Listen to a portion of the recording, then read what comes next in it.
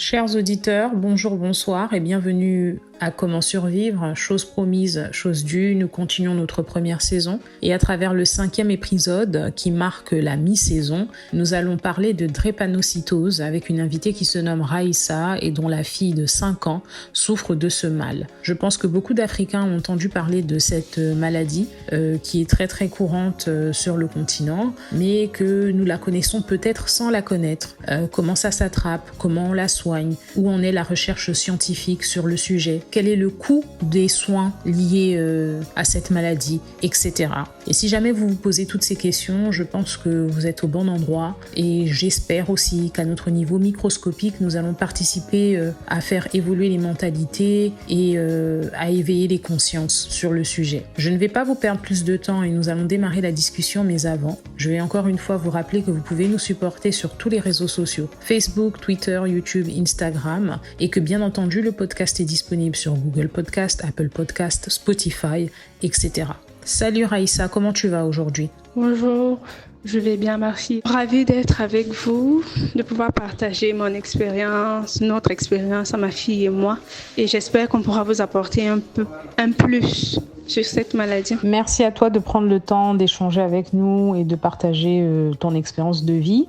Est-ce que tu veux nous expliquer un petit peu qui tu es, enfin brièvement, ce que tu fais, qui tu es, qui est ta fille et aussi comment tu as découvert que ton enfant souffrait de cette maladie ? Alors, moi, je suis une jeune maman célibataire de 29 ans. En gros, je suis une traductrice, mais bon, j'ai eu ma fille à 24 ans. Bon, moi, déjà, sachant que je suis AS, donc je suis porteur sain de la maladie, je me disais que quand j'ai conçu, en fait, je me disais, bon, quelles sont les chances de tomber sur un autre AS et que ce soit les gènes malades qui se croisent, en fait. Donc, je n'avais même pas ça en tête. Mais quelques mois plus tard, la petite, elle a développé des œdèmes sous-cutanés, ses mains et ses pieds enflaient. Je me suis dit, bon, elle a peut-être s'est coincée les mains ou les pieds quelque part. J'ai pas pris ça au sérieux. Et puis c'est parti tout seul. Mais après, avec le temps, elle avait des fièvres pas possibles. Elle montait jusqu'à 40 de fièvre tout le temps. Elle prenait pas de poids. Elle mangeait pas. Et chaque fois qu'on allait à l'hôpital, anémie sévère, anémie sévère. C'est vrai qu'une fois, un médecin m'a dit, bon, peut-être votre fille, elle souffre d'une maladie génétique parce que je comprends pas ce problème d'anémie sévère. Bon, là aussi, j'ai négligé. Je me suis dit, bon, ça peut pas être ça. Mais une fois dans la nuit, je crois, elle avait 2 ans. Elle avait froid. Elle m'a réveillée, elle m'a dit qu'elle avait froid. Alors, je l'ai prise dans mes bras. Mais je me suis rendu compte que là, elle était vraiment glaciale, très glacée. Et puis, les membres, dont ses mains et ses pieds devenaient rigides. Là, je me suis quand même inquiétée. Nous sommes allés à l'hôpital. Et puis, c'est le lendemain. À l'hôpital, on a fait les examens, palu, les examens d'usage, palu, typhoïde, rien. Il y avait juste cette anémie sévère qui revenait. Alors, le médecin dit qu'on va faire une transfusion sanguine. Et là, je m'exclame et je dis, mais elle n'a que 2 ans. Et puis, quand elle avait 6 mois aussi, on a fait une transfusion sanguine. Et c'est là, la dame, elle me dit, OK, si on a déjà eu à faire une transfusion sanguine, peut-être il vaudrait mieux faire des examens un peu plus approfondis. Et c'est là où on m'a envoyé au centre Pasteur pour faire l'électrophorèse et puis un autre examen pour voir si elle n'avait pas un problème au niveau de la moelle épinière en fait. Donc, et c'est de là après, on s'est rendu compte qu'elle était drépanocytaire SS à 97%, ce qui est vraiment très élevé.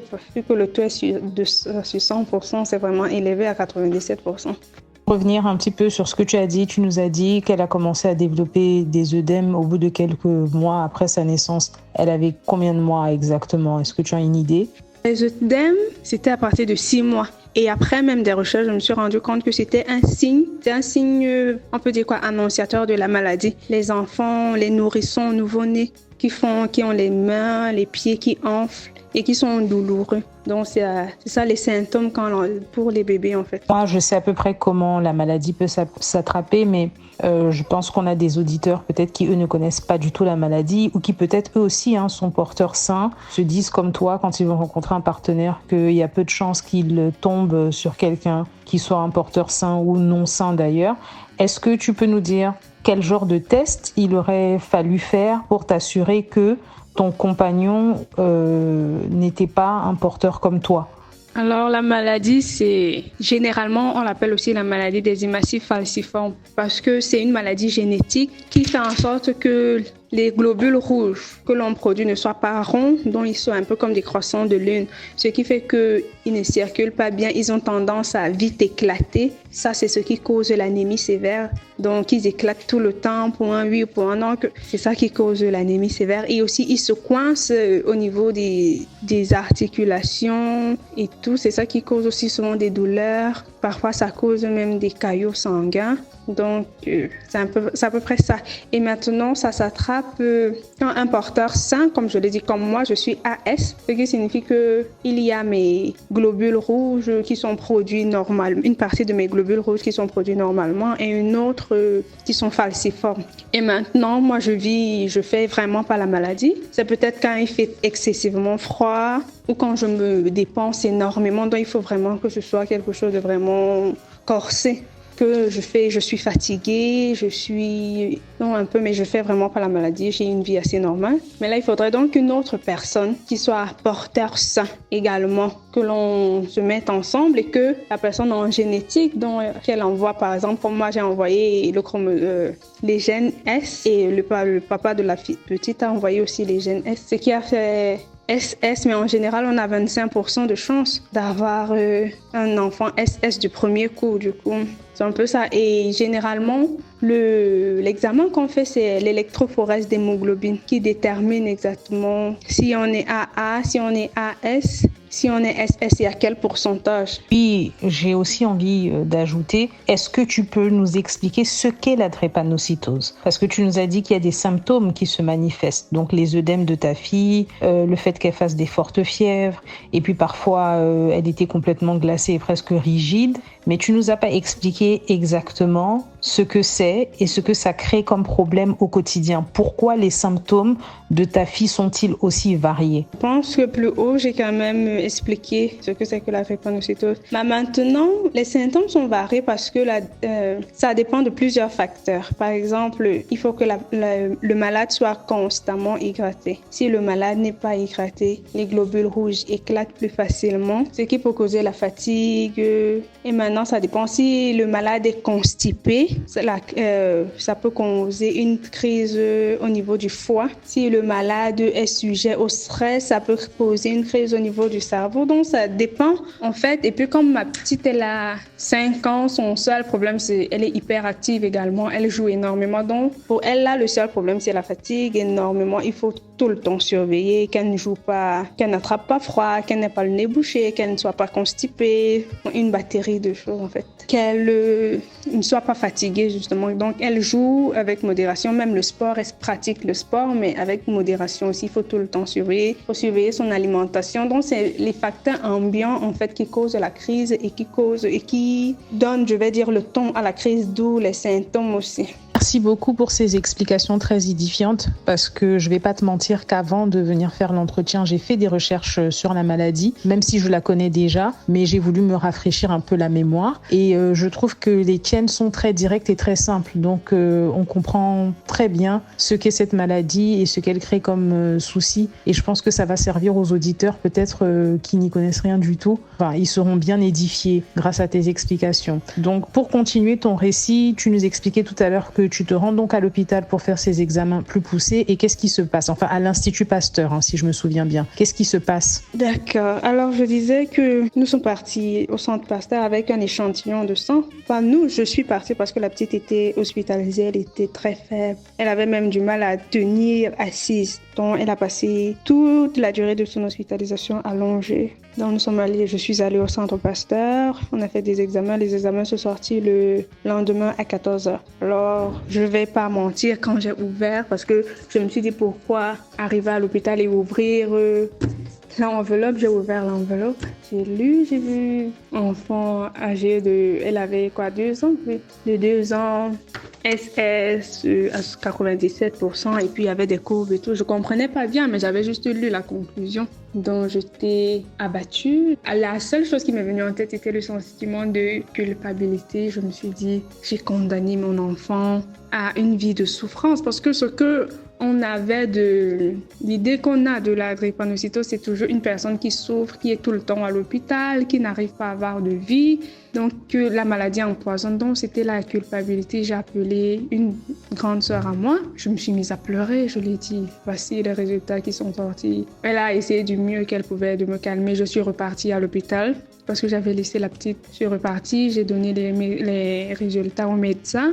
Et là, elle nous a dit que vu que votre enfant est drépano, on va juste essayer de calmer la crise et vous donner le protocole à suivre. Alors le protocole, il est très bon ici, vraiment le protocole, il est très infime, il est pratiquement inexistant parce que tout ce qu'on vous dit, c'est de mettre l'enfant sous acide folique vu qu'ils sont tout le temps anémiés et on donne un antibiotique vu que c'est un enfant. On ne va pas contrôler. Les enfants ont toujours tendance à mettre tout ce qu'ils voient dans la bouche et tout. Donc, on met l'enfant sous antibiotiques vu qu'ils n'ont quasiment pas de système immunitaire.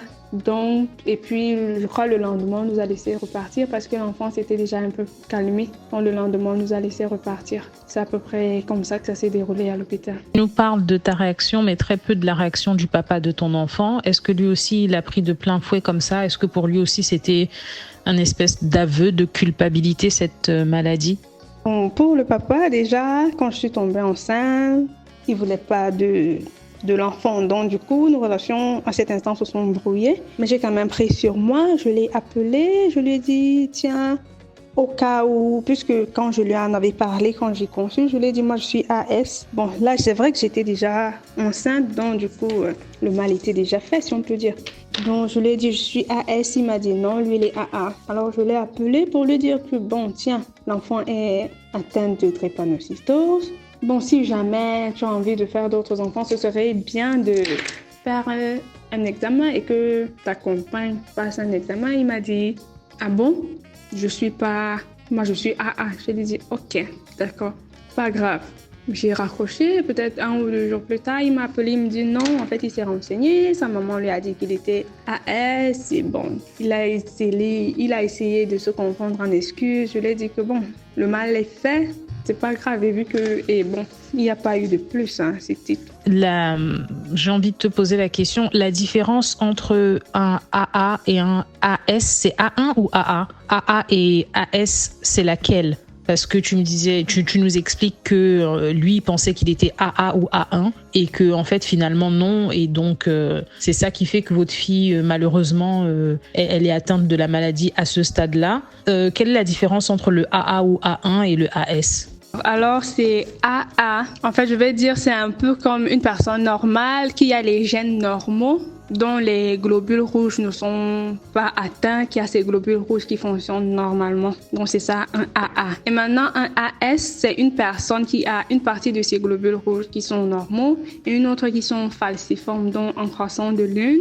Donc, la personne, c'est un porteur sain parce que la personne peut vivre toute sa vie sans jamais se rendre compte qu'elle a ce gène. Et maintenant, il y a les SS, comme on dit, qui ont complètement leurs globules rouges qui sont falciformes. Donc, c'est un peu ça. Donc, pour continuer sur la lancée de ton histoire, une fois que tu as prévenu le père de ta fille et qu'on l'a libérée de l'hôpital, je suppose que la vie continue pour vous malgré tout. Comment ça se passe au quotidien? Comment tu gères ça? Est-ce que tu lui expliques ce dont elle est atteinte et comment elle-même elle gère ça en tant que petite fille? Parce que c'est pas facile d'avoir une maladie aussi grave à un âge si jeune et donc forcément ça doit avoir un impact sur elle quand même. Évidemment, la vie continue et il y a des hauts et des bas. Et comme j'ai dit plus haut, le suivi ici, c'est pas ça. Donc, j'ai dû faire des recherches déjà sur le net pour son alimentation. Aussi, il y a un breuvage que je lui donne à base de carottes, d'ail, de persil, de citron. Bon, c'est vrai que c'est pas très, ça passe vraiment pas, c'est pas très, surtout avec le goût de l'ail cru. Mais moi aussi, je bois ça, donc on boit ça toutes les deux. Donc, j'avais vu ça sur un site où un chercheur allemand disait qu'en donnant ça aux personnes atteintes de drépanocytose sur 1 an, ça réduisait le nombre de crises. Et ça, c'est vrai vraiment, depuis qu'on a diagnostiqué qu'elle était atteinte de drépanocytose, on lui fait ce breuvage, on peut appeler ça comme ça. Bon, on appelle ça, pour blaguer, elle et moi, on appelle ça le jus qui pique. pique parce que bon, avec le goût de l'ail. Donc je lui donne un verre chaque jour, un verre et elle en prend. Ça a réduit considérablement le taux de crise. Elle n'en a même jamais fait depuis son hospitalisation, elle n'en a plus fait. Mais le souci, c'est que je n'ai pas encore trouvé les mots pour lui parler de sa maladie. C'est vrai, je lui donne ses remèdes chaque matin et elle est déjà tellement habituée à la routine qu'elle-même, elle sait où il y a ses remèdes, elle sait comment les prendre et elle sait qu'elle est malade, mais je n'ai pas encore trouvé. Comment dire à un enfant elle avait 2-3 ans à cette époque, comment lui dire tu as atteint de drépanocytose, est-ce qu'elle va comprendre? Mais je lui ai dit qu'elle est malade et je m'interdis de lui dire par exemple que tu ne peux pas faire ça parce que tu es malade, je la laisse faire. Et puis maintenant, quand on voit ses limites, quand ça la fatigue, là, elle est morte, ça soit en cause. Je lui dis, bon, tu sais que tu es malade, donc tu as vu que tu ne dois pas trop jouer, par exemple, ou comme elle aime bien nager, tu as vu que tu ne dois pas mettre trop long dans l'eau, ce genre de truc, mais je m'interdis de lui dire, vu que tu es malade, tu ne dois pas, tu ne peux pas. Donc, je m'interdis, on va juste, quand elle veut faire un truc, elle le fait, et puis maintenant, on voit jusqu'où ce que son organisme peut encaisser. Donc, c'est un peu ça. Mais vraiment, je n'ai pas encore trouvé comment lui dire tu as atteint de drépanocytose. C'est vrai que ça a un impact sur ça. Bon, je vais dire, bon, elle se plaint tout le temps d'avoir le pull, les collants. Elle n'aime vraiment pas. Elle se plaint tout le temps pourquoi elle a le pull, pourquoi elle a le collant. Donc, je suis obligée de lui dire que bon, tu sais, tu vas attraper froid. Et si tu attrapes froid, ça te plaît d'être à l'hôpital. Tu veux qu'on fasse encore des tours où on dorme à l'hôpital. Donc, j'essaie un peu de lui expliquer, de lui dire vraiment, de l'aménager aussi, mais pas de mentir. Je lui mens pas. Je lui dis si on ne fait pas ça, même pour le jus qui pique. Je lui dis si on ne boit pas, on sera fatigué, on peut tomber malade. Parce que moi, j'ai arrêté l'antibiotique. Comme je disais, j'ai fait beaucoup de recherches. J'ai lu, je me suis versée dans les lectures et je me suis rendu compte que l'antibiotique qu'on donne aux enfants jusqu'à 14 ans, ça faisait en sorte qu'ils développent l'insuffisance rénale. Donc, la plupart des drépanocytaires, à un moment, développent l'insuffisance rénale. Donc, moi, j'ai arrêté. Je lui ai même pas donné l'antibiotique là pendant 1 an. J'ai complètement arrêté. Ce qui a fait que, justement, je commence à lui donner son jus parce que les carottes, c'est la vitamine E, le persil aussi, je pense, et ça permet de faire circuler l'oxygène dans leur organisme.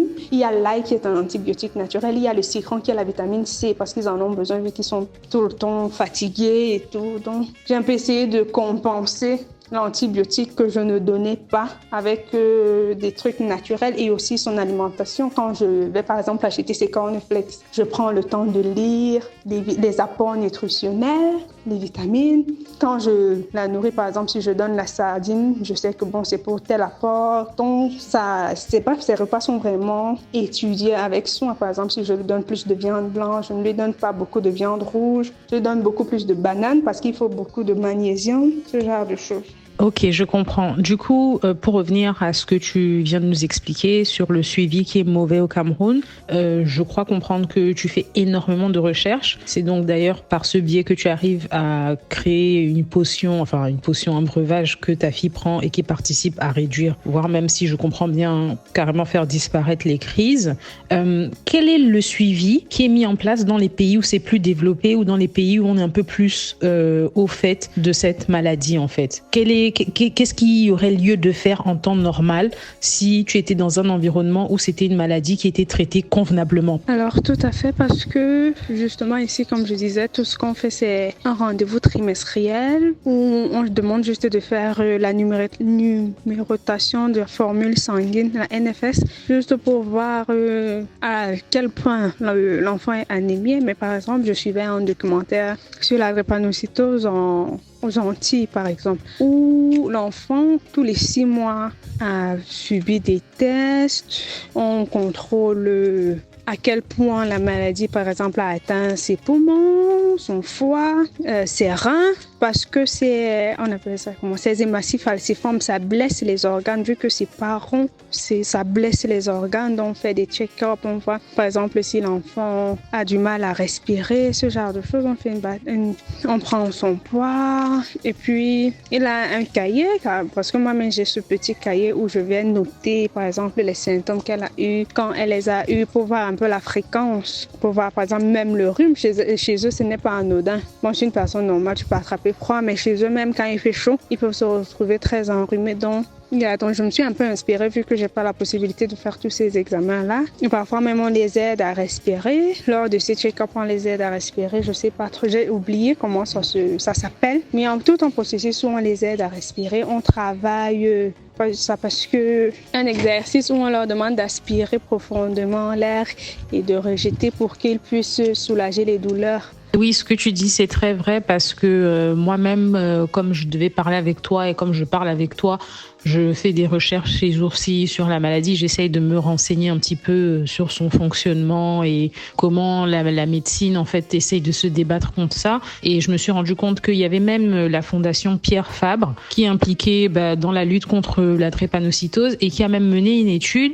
pour qu'on puisse faire un dépistage néonatal. Et il s'avère que ce dépistage-là, en question, a été très concluant dans plusieurs pays d'Afrique, 2 pays d'Afrique de l'Ouest, le Mali et le Togo, et un pays d'Afrique centrale, la RDC, qui est pas si loin du Cameroun que ça. Donc, on voit bien qu'il y a vraiment un décalage dans la manière dont la maladie est traitée en Afrique et peut-être dans d'autres pays comme les Antilles où il y a aussi une forte population d'origine africaine qui est elle aussi affectée. Et c'est d'autant plus triste que je me suis rendu compte que l'OMS avait déclaré, je ne sais plus en quelle année, que 10 à 40% de subsahariens portaient ce gène de la drépanocytose. Et en plus, il y avait environ 300 000 enfants africains par an qui naissaient avec cette maladie. Donc c'est d'autant plus dommage en fait que cette maladie ne soit pas correctement traitée dans la majorité des pays africains. Exactement, parce que moi, quand j'ai accouché, par exemple, on n'a pas fait d'examen normalement. À chaque femme qui accouche dans tous les hôpitaux, on devrait faire un dépistage. Au moins, pour qu'en partant de l'hôpital, tu saches déjà quelle est la situation, quel est l'état de santé de ton enfant. Mais moi, c'est 2 ans plus tard que je me suis rendu compte qu'elle était malade, mais je suis partie de l'hôpital. Après 3 jours, on n'a rien dit, on n'a même pas proposé, alors que j'avais mentionné que j'étais AS. Donc, c'est un peu ça qui est choquant. Et puis, pour continuer sur ma lancée, je me suis posé la question, est-ce qu'il y a un médicament qui a été fabriqué qui permettrait de guérir tout simplement de cette maladie? J'ai fait un petit peu de recherche dessus et j'ai vu qu'il y avait une molécule qu'on appelle la molécule hydroxyurée qui ferait chuter la mortalité de plus de 70% des enfants qui sont atteints en Afrique. Mais le véritable problème, le véritable nerf de la guerre, comme d'habitude, c'est les financements pour financer la recherche qui sont vraiment minimes et qui ne permettent pas finalement de faire en sorte que la majorité des populations qui sont affectées par cette maladie puissent avoir accès gratuitement ou alors à un moindre coût à cette molécule en question. Et la question que j'ai envie de te poser, mis à part la molécule qui n'est pas disponible, est-ce qu'il y a un autre traitement qu'un malade de la drépanocytose peut suivre qui permettrait finalement que, je sais pas moi, dans 3-4 semaines, il soit guéri et qu'on ne parle plus de la drépanocytose pour lui? Alors, comme je disais, la drépanocytose, c'est une maladie génétique. Donc déjà, c'est pas en prenant des comprimés ou en suivant un traitement qu'on va en guérir. On peut juste atténuer les effets des crises ou les espacer au minimum. Et ça, comme j'ai dit, ça passe par un suivi quotidien, ça passe par l'alimentation. Et moi, par exemple, ma fille, elle prend un remède burkinabé, le FACA, qui atténue considérablement les crises. Bon, elle n'en fait pas. C'est vrai que depuis qu'on a découvert qu'elle est malade, elle ne m'a pas fait de crise, mais elle prend le FACA. C'est vrai que il n'y a pas encore d'études vraiment sur les effets secondaires parce que moi j'ai un problème avec ces remèdes. Même la molécule dont tu parles, ça a énormément d'effets secondaires. D'où moi je ne l'ai pas donné à ma fille. C'est vrai que j'en ai entendu parler. Beaucoup de médecins la suggèrent même lors des consultations, mais moi je ne la donne pas parce que ça a trop d'effets secondaires. C'est vrai que pour le FACA, c'est à base de plantes médicinales. Bon, ça j'ai préféré. Mais le seul traitement qui permet vraiment d'éradiquer la drépanocytose, c'est la greffe de la moelle épinière. Donc jusqu'alors, c'est encore très coûteux et c'est également dangereux parce que ça pourrait paralyser quelqu'un si c'est pas bien fait. Pour embrayer justement sur le traitement miracle comme tu parlais, au bout de 3 à 4 semaines, la maladie disparaît. C'est vrai qu'il y a tellement de charlatans, de personnes qui m'ont abordé me disant « Tiens, il y a telle personne qui soigne ça. Si ton enfant boit ce breuvage, au bout de 6 mois, tu fais l'électrophorèse et puis tu vas voir, tout aura disparu. » Moi, je me suis toujours insurgée contre ça parce que déjà, ce sont des personnes qui profitent énormément de la détresse des parents parce que quand tu as un enfant atteint de drépanocytose, bon, si on te dit « Allez, tiens, mets ton bras là, on le coupe pour que ton enfant guérisse. » Bon, tu es prêt à faire ça. Mais ils vont te proposer des trucs. J'ai une amie qui, elle avait consommé un truc d'un praticien qui disait qu'il guérissait la drépanocytose et elle a arrêté parce qu'il disait que non, il faut arrêter le traitement clinique, il faut arrêter, et elle a complètement arrêté. Au bout d'1 ou 2 mois, son état a empiré, les crises étaient de plus en plus violentes, de plus en plus fréquentes. Donc elle, par là, je me suis servi d'elle parce que je discute beaucoup avec elle et c'est elle qui me disait que car c'est pas ces trucs de remède miracle là, c'est vraiment pas ça en fait. Est-ce que tu peux nous dire comment tu arrives à te procurer ce médicament qui vient du Burkina Faso? Est-ce que c'est facile de se le procurer? Est-ce qu'il coûte cher? Et qu'est-ce qui fait que tu as eu confiance en ce médicament-là qui n'est pas reconnu, entre guillemets, par l'industrie pharmaceutique avec tout son lobby, etc. Qu'est-ce qui fait que en tout cas, une chose est sûre, ça marche pour ta fille et c'est très bien, mais qu'est-ce qui fait que tu as quand même tenté le coup, vu que tu nous expliques qu'il y a quand même beaucoup de charlatans? Et puis la deuxième question que j'ai envie de te poser par rapport à la molécule dont j'ai parlé, quels sont les effets secondaires de cette molécule? Pour le FACA, la première fois que je me suis procuré le FACA, c'est par DHL. Donc j'avais un ancien camarade qui est burkinabé. Il est parti en pharmacie, il a acheté, il m'a renvoyé. C'est vrai qu'au Burkina, le FACA, c'est 2800. Mais puis, mon amie qui est drépanocytaire m'a dit qu'elle se procurait le FACA dans quelques pharmacies dans la ville. Du coup, j'ai cherché. C'est vrai que l'écart, parce qu'au Burkina, c'est 2800. Ici, on retrouve une boîte à 7500. Mais bon, vu l'écart ici et les coûts DHL, donc je me dis que ça revient au même. Du coup, je prends ça ici désormais. Mais ce qui m'a fait le FACA, je ne sais pas, je faisais des recherches. Comme je t'ai dit, je faisais beaucoup de recherches sur la maladie. Je suis tombée sur une vidéo d'un pharmacien, d'un docteur burkinabé qui expliquait un peu. Et puis, j'en ai parlé autour de moi parce que je suis dans des groupes aussi de personnes atteintes de drépanocytose. J'en ai parlé dans des groupes. Les gens m'ont fait de très bons retours. Et puis, même ma copine, elle m'a dit qu'elle en prenait et que depuis, c'est ça qui l'a calmée. Donc, je me suis dit, pourquoi pas? J'ai essayé aussi. Mais pour la molécule dont tu as parlé, ça, par exemple, ça, les problèmes, ça détruit le foie. Ça détruit le foie et c'est très agressif. Donc, ça expose, ça donne la voie à d'autres maladies. Si on peut appeler ça maladie opportuniste. Donc, ça détruit principalement, ça détruit le foie et les reins. Et vu que déjà, les hématies falciformes me blessent principalement ces 2 organes, j'ai préféré ne pas m'essayer. Je comprends mieux. Je suppose aussi que si c'est un médicament burkinabé, le prix plus élevé au Cameroun doit s'expliquer probablement par les frais de douane, de transport, etc. Mais alors, quand tu prends une boîte, ça te revient, la boîte te tient le mois. Quel budget tu dépenses par mois pour prendre soin de la maladie de ta fille? Alors, moi, quand je prends une boîte de FACA, ça me met 1 mois parce qu'elle est encore petite, donc elle prend un comprimé par jour et une boîte de FACA à 100 gélules.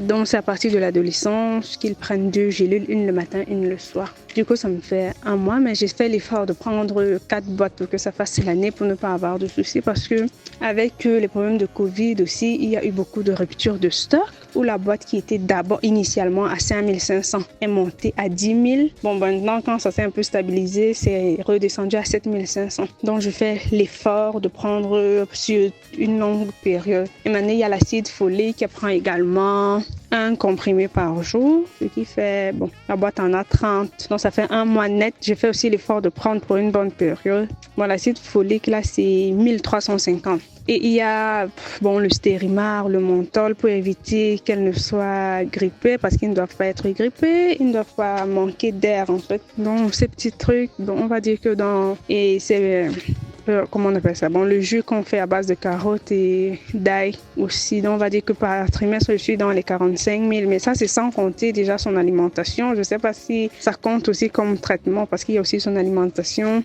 qui compte est beaucoup, mais bon, ça, je compte pas ça comme son traitement. Je me dis que tout parent devrait choisir avec précaution les aliments qu'il donne à son enfant en apport nutritionnel, vitamines et tout, donc je ne compte pas ça dans son traitement, en fait. Et 45 000 francs CFA sur 3 mois, ça peut être beaucoup pour quelqu'un qui gagne pas très bien sa vie. Le salaire moyen au Cameroun, c'est combien? Je veux dire, une dame ou un papa d'ailleurs, qui fait, je sais pas moi, qui est blanchisseur ou qui est homme de ménage ou gardien, combien il gagne en moyenne au Cameroun et qu'est-ce que ces 45 000 là pourraient représenter pour lui? Tu penses pas que ce serait beaucoup? Toi, tu t'en sors dans la vie, donc j'ai envie de dire que même si 45 000 francs, c'est pas peu cher, c'est pas la fin du monde pour toi sur 3 mois, mais pour quelqu'un qui gagne pas très bien sa vie, je peux imaginer que ça peut devenir compliqué très vite. Et j'ai aussi envie de dire que même si c'est bien vrai que tout parent doit s'assurer que son enfant a les apports nutritionnels nécessaires et adéquats en fonction de son âge, etc., il n'en demeure pas moins que toi tu dois faire triplement attention parce que ta fille est malade. Donc, est-ce qu'on pourrait pas dire que ça rentre entre guillemets dans son traitement aussi? Alors, déjà au Cameroun, le SMIC, c'est 28 000 par là. Donc déjà, si sur les 28 000, on doit préserver 45 000, même trimestriellement, c'est pas évident. Dans la mesure où, 45 000 est déjà largement supérieur à 28 000. Mais bon, comme tu disais également, moi j'ai un souci où je dois faire attention à tout. Vraiment, tout, il faut que je vérifie ce qu'elle mange. Il faut que je vérifie même comment elle mange parce qu'elle ne doit pas être constipée, du genre pas du tout. Parce que si elle est constipée, ça lui cause des douleurs abdominales et puis ça peut aboutir à une crise. Je dois contrôler tout. Bon, c'est vrai que là, c'est vraiment compliqué. Quelle est l'espérance de vie d'un enfant qui souffre de drépanocytose au Cameroun? Et quelle est l'espérance de vie d'un enfant qui souffre de drépanocytose et qui a la chance d'avoir une maman comme toi qui le suit avec les meilleurs traitements possibles et disponibles? Généralement, on dit que leur espérance de vie, c'est 17, moins de 21 ans, mais que passer les 21 ans, quand même, ils peuvent vivre comme une personne normale. Bon, ça, c'est ce qui se dit. Pour ma part, je sais pas.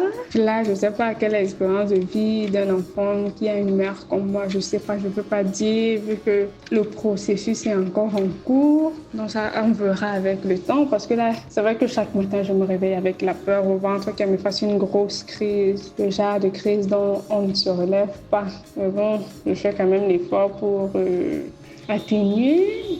Donc, du coup, j'ai même appris à l'observer de manière tellement scrupuleuse, à écouter même son corps et lui apprendre aussi de manière à prévenir les crises. Parce qu'il y a plein de personnes qui disent que la drépanocytose, c'est l'une des rares maladies où la crise ne prévient pas. Ça, c'est faux. Il y a tellement de signes avant-coureurs. Même sur 1 ou 2 mois, tu sens que tu vas faire une crise. Donc, c'est déjà, par exemple, comme les gens ont cette croyance populaire que les yeux des drépanocytoses sont jaunes, ça c'est faux. Ils sont jaunes quand le malade va faire une crise. Donc, il y a la couleur, parce qu'en temps normal, ils sont blancs comme les yeux de tout un chacun. Donc, quand ça commence à changer de couleur, c'est un signe alarmant. Il y a même les urines, parce que quand l'enfant n'est pas assez hydraté, ou il manque de repos, ses urines ont tendance à être jaunâtres, et puis ça vire vers l'orange, et parfois c'est rouge. Et quand les urines sont rouges, alors on a atteint le seuil critique, parce que quand les urines sont rouges, ça signifie que les globules rouges ont éclaté déjà et que les reins n'assurent plus la fonction, ne filtrent plus très bien. Donc il y a même la sudation quand l'enfant transpire énormément dans son sommeil. Ce sont aussi des signes avant-coureurs de crise. Il faut savoir les calmer. Et parfois, les petites montées de fièvre pour un oui, pour un non. La fièvre monte à 38,5 et puis ça redescend tout seul. 2 ou 3 jours plus tard, ça monte, ça redescend tout seul. Mais donc, si tu ne fais pas attention, ça peut passer inaperçu. Mais quand tu sais reconnaître ces signes, quand tu sais écouter ton organisme, on va dire, tu sais quand même que ce sont des signes avant-coureurs. Tu prends les précautions pour éviter les crises. Donc, c'est un peu aussi sur ça qu'on joue. Tu nous parles beaucoup de la manière dont toi tu vis la maladie de ta fille et la manière dont ta fille le vit, mais tu nous parles très peu de ton entourage. Est-ce que, d'abord, comment ton entourage, mis à part cette cousine dont tu nous as parlé en début d'émission qui t'a consolé quand tu as appris que ton enfant était drépanocytaire, mais comment ton entourage a réagi à l'annonce de la maladie de ta fille? Est-ce que tu as réussi à les sensibiliser et est-ce que tu leur fais assez confiance aujourd'hui pour pouvoir éventuellement, je sais pas moi, leur laisser ta fille un après-midi ou peut-être même une nuit, parce que parfois les petits cousins ils aiment bien passer des week-ends ensemble ou ce genre de choses. Comment vous vivez en famille? Déjà, la famille a très bien pris la chose parce que tout le monde, que ce soit mes parents, mes tantes, oncles, sœurs, tout le monde comprend vraiment que c'est une maladie. J'ai pas vraiment eu à leur expliquer ou à leur faire comprendre. Tout le monde comprend que bon, c'est un handicap. Donc c'est vrai qu'avant, au début, j'avais des réticences énormes. Genre, s'il fallait qu'elle aille chez une de ses tantes pour passer le week-end, j'étais là. Donc je mettais tous mes programmes en plan. J'allais passer le week-end juste pour qu'elle joue avec ses cousins. J'allais passer le week-end avec elle. Mais maintenant, avec le temps aussi, où déjà elle est plus grande, elle-même, comme j'ai dit, elle se rappelle qu'elle doit prendre ses remèdes, qu'elle se réveille le matin, elle sait qu'elle doit prendre de l'eau parce qu'elle doit boire. Pour son âge, elle a 2 litres d'eau par jour. Elle sait qu'elle doit boire de l'eau. Donc, elle va le rappeler. Peu importe avec qui elle est, quand elle se lève, elle va demander de l'eau à boire. Elle va demander ses remèdes quand elle va manger. Et aussi, mes soeurs, mes cousines le savent. Donc, même quand elle va en week-end, je n'ai juste qu'à mettre ces remèdes-là. Et puis, tout le monde sait qu'on doit lui donner beaucoup d'eau, beaucoup de fruits. Et quand il y a un petit souci, on m'appelle, on m'écrit. Donc, déjà, ce n'est plus assez compliqué. Et j'ai plus cette peur parce qu'avant, je ne la laissais qu'avec son grand-père, donc mon papa, où je pouvais vraiment partir, être sereine. Je savais que bon, elle est avec son grand-père. Mais maintenant, je la laisse, elle va en week-end chez ses tantes, elle va passer des journées, elle joue avec ses cousins. Je n'ai plus cette peur au fond. Donc quand même, parce que je sais qu'il y a un suivi et quand même, comme j'ai expliqué aussi, je sais que les crises ne tombent pas du ciel. C'est pas un truc soudain. Donc du coup, je sais aussi que même elle joue trop parce que comme je t'ai expliqué aussi, elle est hyper active. Et comme elle est le seul enfant à la maison, dès qu'elle se retrouve avec ses cousins, elle veut jouer, rattraper tout ce temps qu'elle a passé toute seule. Donc, elle va jouer énormément, Donc, ce que je fais souvent, c'est que j'attends qu'elle rentre. Là, moi, je fais qu'elle se repose. Le week-end, par exemple, je vais faire qu'elle dorme, par exemple, 1 à 2 heures. C'est vrai qu'en début d'émission, tu nous as expliqué que le papa de ton enfant et toi, vous n'étiez plus ensemble. Mais parfois, il arrive que même quand les parents sont plus ensemble, la famille paternelle ou bien maternelle, d'ailleurs, disent bon, ça c'est leur problème, mais l'enfant il est là et on veut avoir une relation avec lui. Est-ce que ta fille a une relation avec sa famille paternelle et est-ce que tu leur fais la même confiance, si jamais c'est le cas, bien sûr, est-ce que tu leur fais la même confiance, c'est-à-dire de laisser ta fille peut-être avec une tante du côté paternelle qu'elle aime bien ou un oncle ou enfin etc. Comment ça se passe de ce côté-là? Que sa famille paternelle n'est pas très présente. Du coup, les rares fois où ils sont là, je m'arrange à être là déjà, même si elle n'était pas malade. Donc, même si elle n'était pas atteinte de drépanocytose, je m'arrange à être là. Et c'est pas les trucs qui mettent long, ce sont les trucs d'1 heure maximum. Donc, les rares fois où sa famille paternelle est là.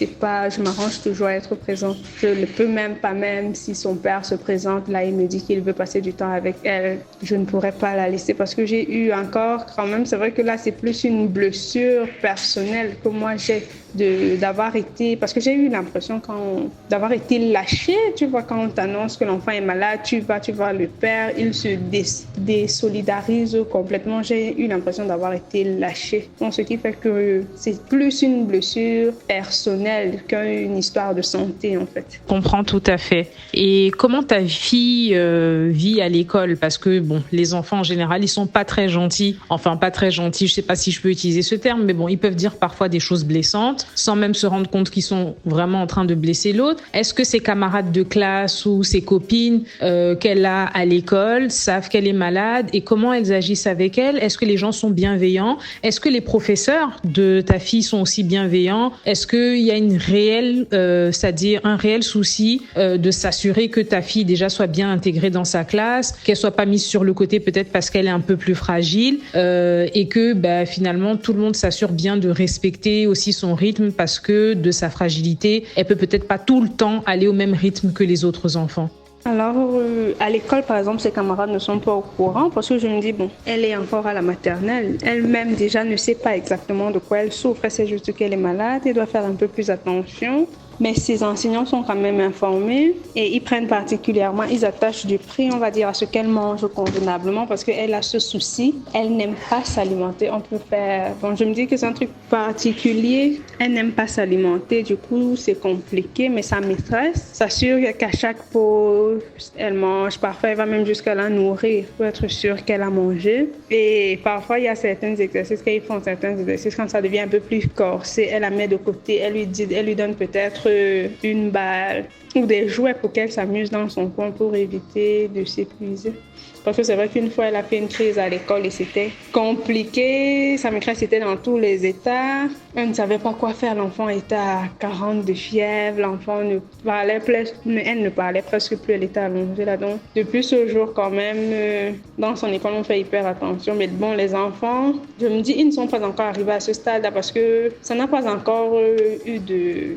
Quand on la voit, si je ne dis pas à quelqu'un qu'elle a atteint de drépanocytose, la personne ne peut pas le savoir. Donc, il n'y a pas de marque, donc les enfants ne la dérangent pas trop. Et elle-même, elle est assez active, donc elle est très active. Quand tu vas la voir avec d'autres enfants, c'est toujours elle qui veut mener la danse, toujours elle qui veut être devant, donc ça va. Comment toi, tu vis le fait d'être une maman d'une petite fille malade, dont tu t'occupes plus ou moins seule, et dans un environnement où les traitements sont pas forcément adéquats, où les plateaux techniques sont pas forcément au top, etc.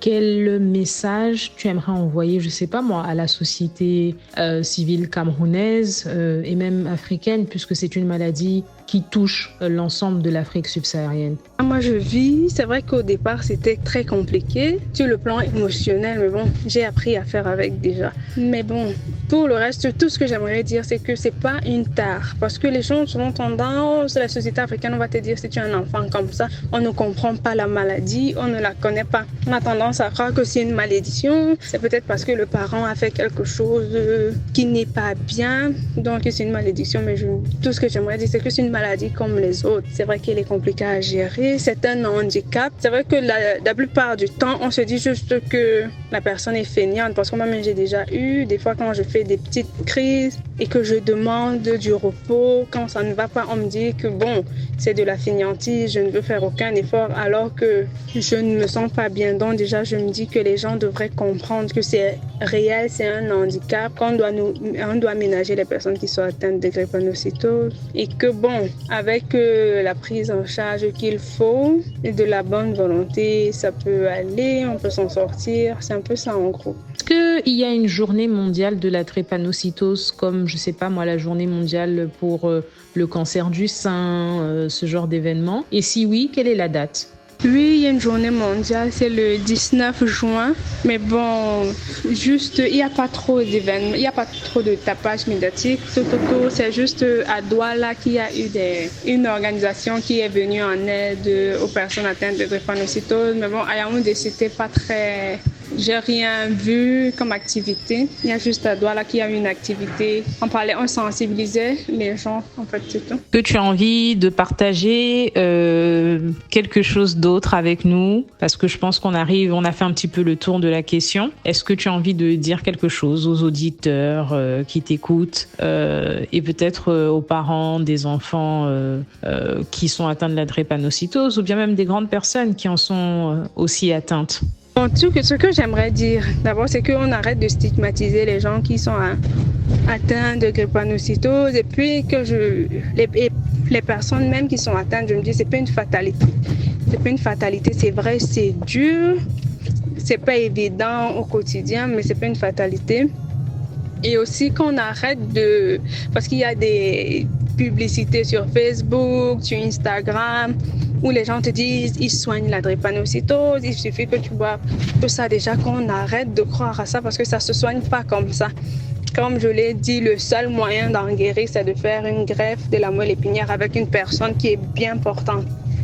Donc c'est le seul moyen, que les gens arrêtent de croire qu'en buvant tout et n'importe quoi, on va finir par en guérir. Au contraire, parfois ça crée des complications.